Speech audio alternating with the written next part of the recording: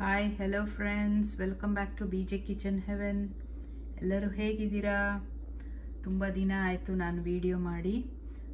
ಸ್ವಲ್ಪ ಬ್ಯುಸಿ ಇದ್ದೆ, ಅದಕ್ಕೆ ಮಾಡೋಕ್ಕಾಗಿರಲಿಲ್ಲ. ಇವತ್ತು ಮಾಡೋಣ ಅಂತ ಮಾಡ್ತಾಯಿದ್ದೀನಿ. ಇವತ್ತು ಚಿಕನ್ ಫ್ರೈ ಮಾಡ್ತಾಯಿದ್ದೀನಿ. ಬನ್ನಿ ನೋಡೋಣ ಹೇಗೆ ಮಾಡೋದು ಅಂತ.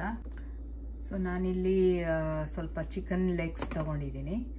ಅದನ್ನು ನೀಟಾಗಿ ವಾಶ್ ಮಾಡಿ ಅದರಲ್ಲಿ ಗ್ಯಾಶಸ್ ಥರ ಈ ಥರ ಸ್ಲಿಟ್ಸ್ ಥರ ಹಾಕಿಟ್ಟಿದ್ದೀನಿ. ಇದಕ್ಕೆ ಸ್ವಲ್ಪ ಉಪ್ಪು ಆಮೇಲೆ ಅರಿಶಿನ ಹಾಕೋಣ. ಇದಕ್ಕೊಂದು ಸ್ವಲ್ಪ ಅರಿಶಿನದ ಪುಡಿ ಹಾಕ್ತಾಯಿದ್ದೀನಿ. ಆವಾಗಲೇ ತೊಳೆಯೋದಕ್ಕೆ ವಾಶ್ ಮಾಡೋವಾಗ ಸ್ವಲ್ಪ ಉಪ್ಪು ಹಾಕಿದ್ದೆ. ಅದಕ್ಕೆ ಇವಾಗ ಒಂದು ಸ್ವಲ್ಪ ನೋಡಿ ಹಾಕ್ಕೊಳ್ಳೋಣ. ಇದನ್ನೆಲ್ಲ ಮಿಕ್ಸ್ ಮಾಡೋಣ.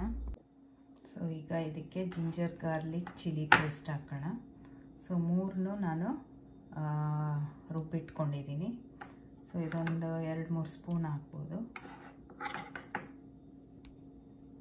ಈಗ ಇದನ್ನೆಲ್ಲ ಚೆನ್ನಾಗಿ ಮಿಕ್ಸ್ ಮಾಡೋಣ.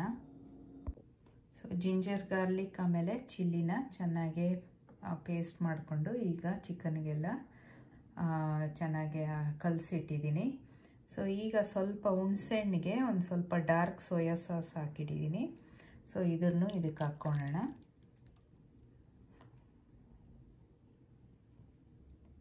ಇದನ್ನು ಚೆನ್ನಾಗಿ ಮಿಕ್ಸ್ ಮಾಡೋಣ. ಚೆನ್ನಾಗಿ ಮಿಕ್ಸ್ ಮಾಡ್ತಾ ಇದ್ದೀನಿ.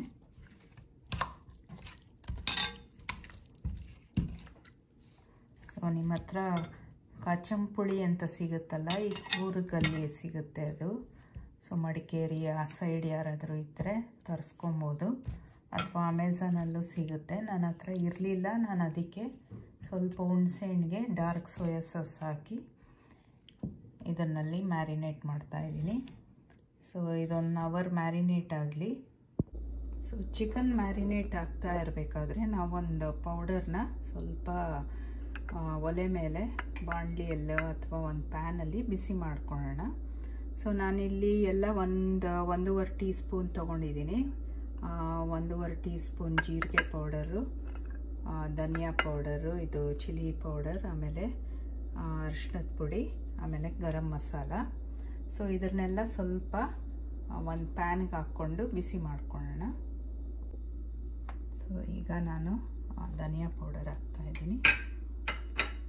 ಇದು ಜೀರಿಗೆ ಪೌಡರು,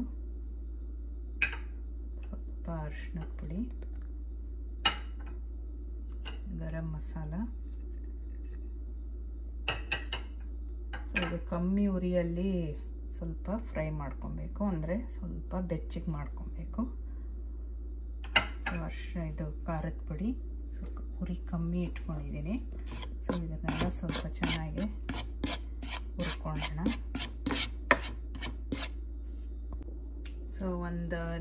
ಒಂದೂವರೆ ನಿಮಿಷ ಆಗಿದೆ, ಇದನ್ನು ತೆಗೆದಿಟ್ಟಿದ್ದೀನಿ. ಇದನ್ನು ಒಂದು ಪ್ಲೇಟ್ಗೆ ತೆಗೆದಿಟ್ಕೊಳ್ಳೋಣ. ತುಂಬ ಘಾಟ್ ಬರೋಂಗೆ ಏನು ಫ್ರೈ ಮಾಡೋದೇನು ಬೇಕಾಗಿಲ್ಲ, ಸ್ವಲ್ಪ ಬಿಸಿ ಆದರೆ ಸಾಕು. ಖಾರದ ಪುಡಿ ಹಾಕಿರ್ತೀವಿ, ತುಂಬ ಉರಿ ಹೈ ಇಟ್ಕೊಂಡ್ರೆ ಘಾಟ್ ಬರುತ್ತೆ. ಈಗ ಪ್ಯಾನ್ಗೆ ಒಂದು 4-5 ಸ್ಪೂನ್ ಎಣ್ಣೆ ಹಾಕ್ತಾಯಿದ್ದೀನಿ. 1 ಟೀ ಸ್ಪೂನ್ ಅಥವಾ 1 ಟೇಬಲ್ ಸ್ಪೂನ್ ತುಪ್ಪ ಹಾಕ್ಕೊಬೋದು. ಇದೆಲ್ಲ ಸ್ವಲ್ಪ ಚೆನ್ನಾಗಿ ಬಿಸಿ ಆಗಲಿ. ಇದು ಎಣ್ಣೆ ಬಿಸಿ ಆದಮೇಲೆ ಒಂದು 2 ಈರುಳ್ಳಿನ ಸಣ್ಣದಾಗಿ ಥರ ಹೆಚ್ಚಿಟ್ಕೊಂಡಿದ್ದೀನಿ, ಇದನ್ನು ಹಾಕ್ತಾಯಿದ್ದೀನಿ. ಇದು ಚೆನ್ನಾಗಿ ಕೆಂಪಗಾಗೋ ತನಕ ಇದು ಹುರ್ಕೊಬೇಕು.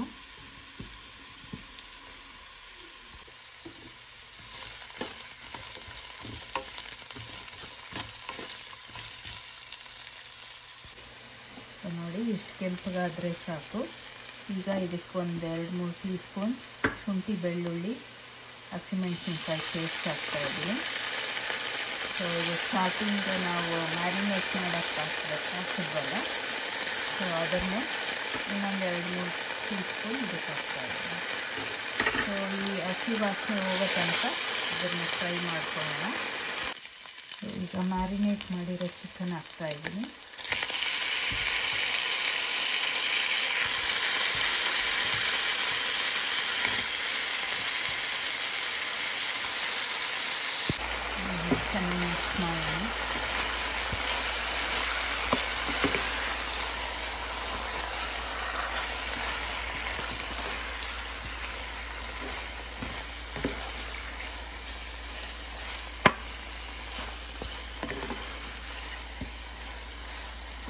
ಸೊ ನೀವು ಬೋನ್ಲೆಸ್ ಚಿಕನ್ ಕೂಡ ತೊಗೊಬೋದು. ಸೊ ನಾನಿಲ್ಲಿ ಲೆಗ್ ಪೀಸಸಲ್ಲಿ ಮಾಡ್ತಾಯಿದ್ದೀನಿ. ಸೊ ಇದಕ್ಕೆ ಉಪ್ಪು ನೋಡಿ ಹಾಕ್ಕೊಬೋದು. ಸೊ ಆವಾಗಲೇ ಮ್ಯಾರಿನೇಟ್ಗೆ ಸ್ವಲ್ಪ ಹಾಕಿದ್ದೆ. ಸೊ ಇವಾಗ ಇನ್ನೊಂದು ಸ್ವಲ್ಪ ಇದರ ಮೇಲೆ ಹಾಕ್ತಾಯಿದ್ದೀನಿ. ಸೊ ಉಪ್ಪು ನಿಮ್ಮ ರುಚಿಗೆ ತಕ್ಕಷ್ಟು ನೋಡಿ ಹಾಕ್ಕೊಬೋದು. ಇದನ್ನೆಲ್ಲ ಚೆನ್ನಾಗಿ ಮಿಕ್ಸ್ ಮಾಡೋಣ.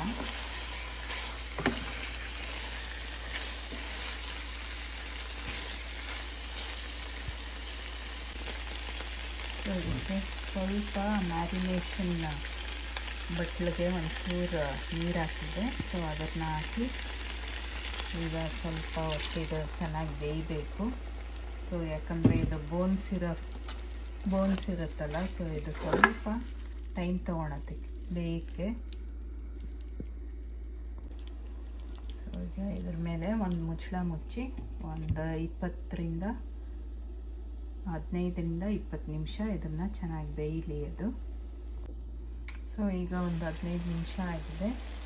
ಸೊ ನಾವು ಫಸ್ಟು ಒಂದು ಪೌಡರ್ನ ಬಿಸಿ ಹುರ್ಕೊಂಡ್ವಲ್ಲ ಅದನ್ನು ಈಗ ಸ್ವಲ್ಪ ಇದ್ರ ಮೇಲೆ ಸ್ಪ್ರಿಂಕಲ್ ಮಾಡೋಣ.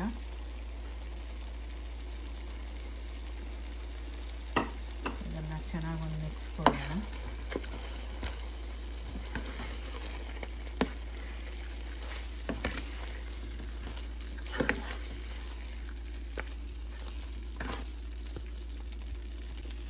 ಸೊ ಇದಕ್ಕೆ ಈಗ ಒಂದು ಸ್ವಲ್ಪ ಪೆಪ್ಪರ್ ಪೌಡರ್ ಹಾಕ್ತಾಯಿದ್ದೀನಿ.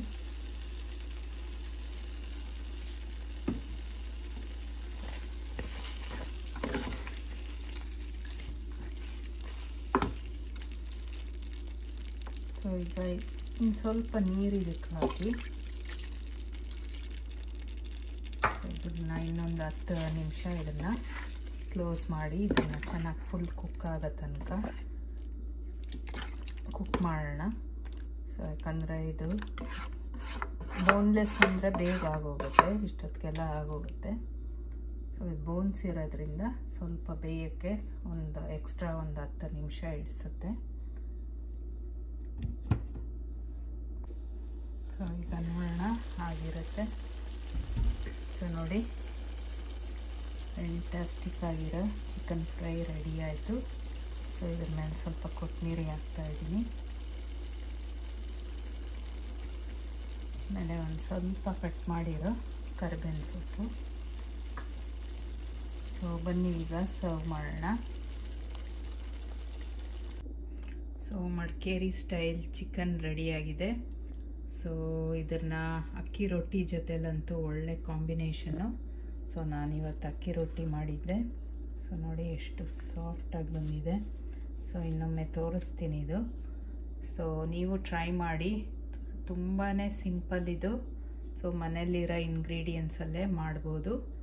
ಸೊ ನೀವು ಟ್ರೈ ಮಾಡಿ, ಆಮೇಲೆ ಹೇಗೆ ಬಂತು ಅಂತ ಕಮೆಂಟ್ ಸೆಕ್ಷನಲ್ಲಿ ತಿಳಿಸಿ. ಸೊ ಮುಂದಿನ ವೀಡಿಯೋಲ್ಲಿ ಸಿಗೋ ತನಕ ಟೇಕ್ ಕೇರ್, ಬಾಯ್.